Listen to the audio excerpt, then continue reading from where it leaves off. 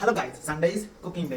ഞാൻ നോർമലി ഞായറാഴ്ച ദിവസമാണ് മെയിനായിട്ട് കുക്ക് ചെയ്യാറ്. അപ്പോൾ ഇന്ന് കുറച്ച് നന്നായിട്ട് കുക്ക് ചെയ്യാമെന്ന് വിചാരിച്ച് കുക്കറിൽ ചിക്കൻ ബിരിയാണി വെക്കാമെന്ന് വിചാരിച്ച് നമ്മളെല്ലാം സെറ്റാക്കി. ചിക്കനൊക്കെ ആദ്യം മസാല ഒക്കെ തേച്ച് വെച്ചു, പിന്നെ സവോള കാര്യങ്ങളൊക്കെ റെഡിയാക്കി. അതിനുശേഷം നമ്മൾ കുക്കറിൽ നമ്മൾ ബിരിയാണിക്ക് സ്റ്റാർട്ടിങ്ങുള്ള എല്ലാ കാര്യങ്ങളും റെഡിയാക്കി.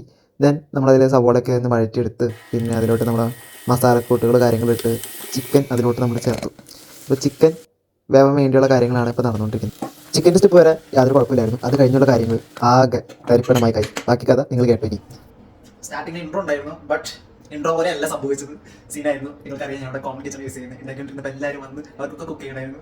ഞാനൊരു പോലെ ലാസ്റ്റ് ചിക്കൻ ബിരിയാണി വേറെ ഹൈദരാബാദ് ബിരിയാണി പോലെ കുഴപ്പമില്ല. കുറച്ച് എന്തൊക്കെ പാലസി പോയിട്ടുണ്ട്. വെള്ളം കൂടി പോയി, അത് വേറെ കാര്യം. എന്തായാലും അഡ്ജസ്റ്റ് ചെയ്യാം. എന്തായാലും അവസാനം കുറേ പ്രയാസപ്പെട്ട് നമ്മൾ ചിക്കൻ ബിരിയാണി റെഡിയാക്കി. പക്ഷേ അത് ഹൈദരാബാദി ബിരിയാണിയുടെ ടേസ്റ്റാണ് എനിക്ക് തോന്നിയത്. എന്തായാലും നല്ല വിശപ്പായോണ്ടെന്ന് അറിയില്ല, പാത്രം ഞാൻ കാലിയാക്കി.